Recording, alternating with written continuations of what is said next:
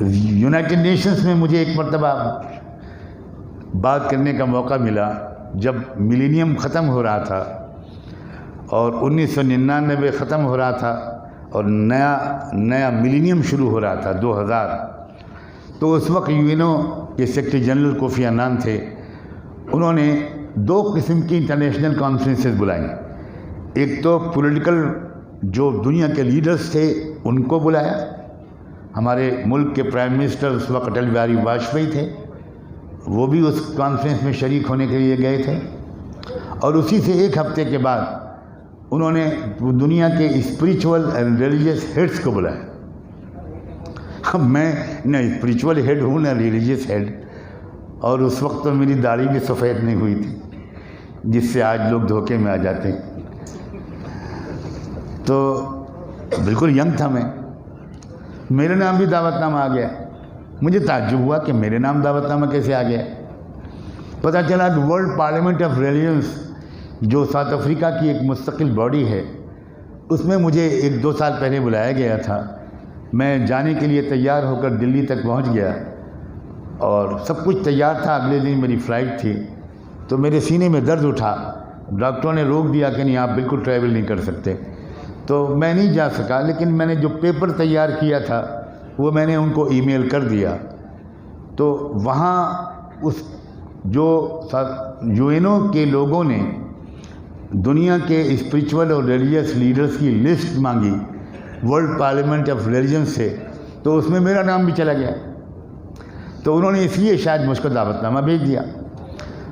میں نے ان کو جواب دیا کہ ان دنوں میں امریکہ ہی میں رہوں گا, اپنے دوستوں کی دعوت پر مجھے وہاں جانا ہے.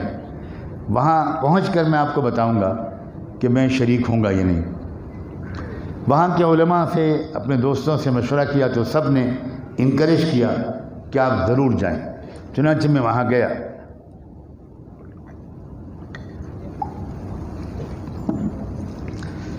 اس کا جو پہلا سیشن تھا اس کا موضوع تھا کہ دنیا سے غریبی کو کیسے مٹایا جائے.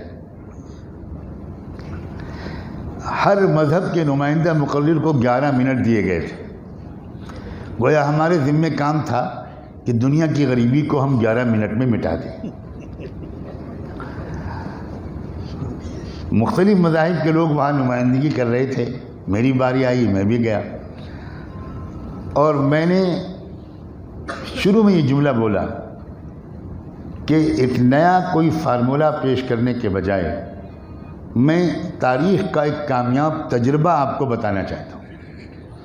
تاریخ میں غربت کے دور کرنے کا سب سے کامیاب تجربہ میری معلومات کے مطابق 6 صدی ہجری میں ہوا, 6 صدی عیسوی میں ہوا. اور پھر میں نے نام نہ اسلام کا لیا, نہ رسول اللہ کا لیا, نہ زکوٰۃ کا لیا, لیکن جو کامیابی ملی تھی غربت کے دور کرنے میں 15, 20, 25 سال کے عرصے میں, اس کا ایک نقشہ کھینچنے کی کوشش کی. اور میں نے کہا کہ میرا سجیشن یہ ہے کہ آپ ایک چھوٹی سی کمیٹی بنا دیں اگر آپ واقعی پریکٹیکل کوئی کام کرنا چاہتے ہیں, اور اس میں تفصیلی گفتگو کا موقع ملے گا. اس سے دنیا کی غریبی کو مٹانے کا کوئی ایک ٹھوس فارمولہ یونائٹڈ نیشنز کی طرف سے اگر دنیا میں جائے تو شاید کچھ کام بنے. تو جب اسی میں, کیونکہ 11 منٹ دیے گئے تھے, سامنے پوڈیم پر گھڑی لگی تھی, تو 10.5 منٹ میں نے اپنی بات مکمل کی اور میں واپس اپنی سیٹ پر جانے لگا.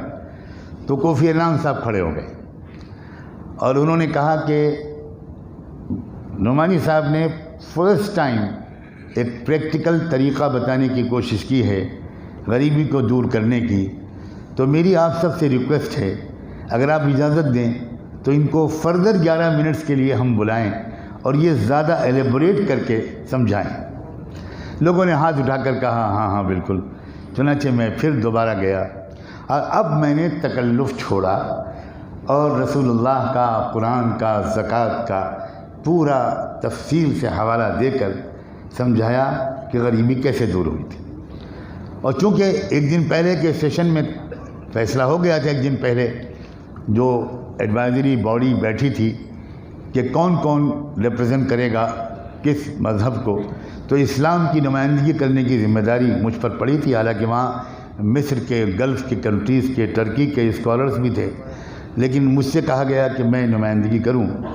تو میں نے رات میں تھوڑی سی تیاری کی تھی، ہوم ورک کیا تھا، تو اس کی روشنی میں میں نے دوسرے 11 منٹ میں یہ بھی کہا کہ مثال کے طور پر نیو یارک شہر جہاں یونائٹڈ نیشنز کا ہیڈ کوارٹر ہے، اس کی جو سرپلس انکم ہے جسے ہم بچت کہتے ہیں، وہ اتنے $1 بلین ہے۔ اگر اس $1 بلین کا 2.5% نکالا جائے تو اتنے ملین یا $1 بلین بنے گا، اور اگر اتنے $1 ملین مثال کے طور پر one of the poorest nations اس دور میں افریقہ کا غانا ملک ہے۔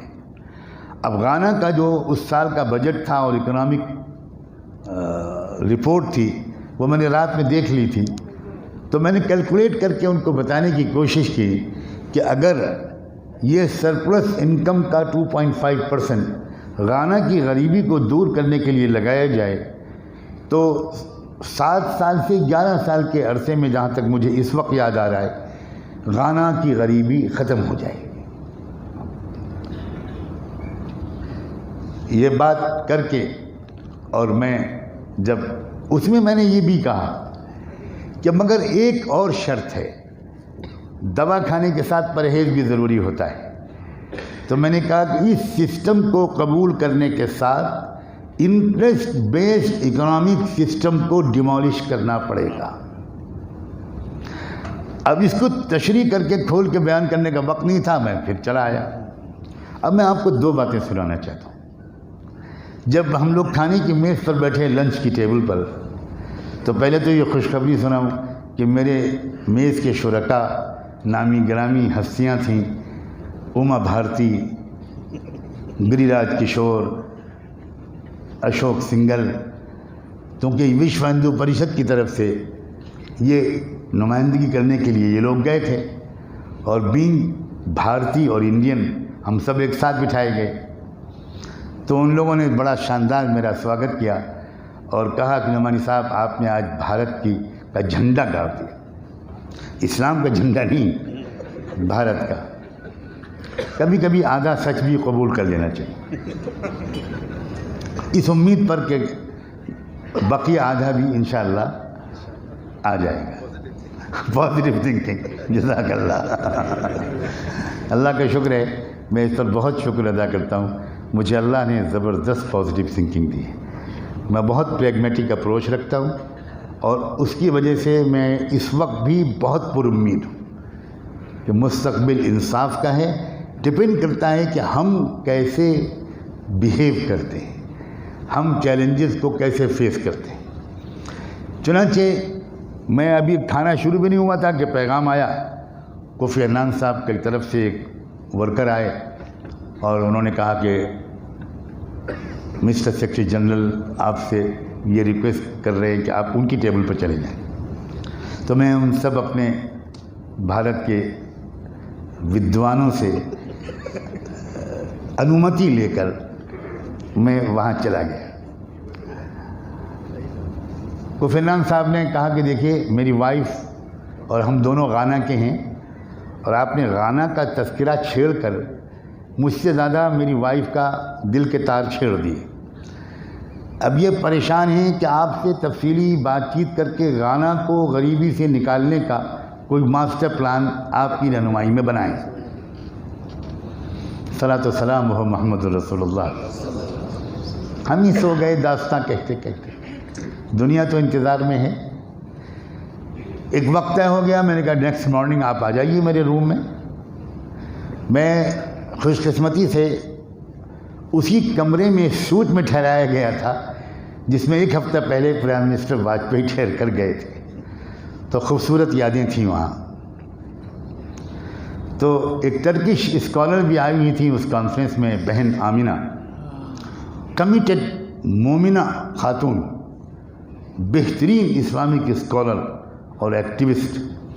ان سے صبح ناشتے میں میری تعارف ہوا تھا، تو میں نے آمنہ بہن کو بھی اپنے کمرے میں بلا لیا۔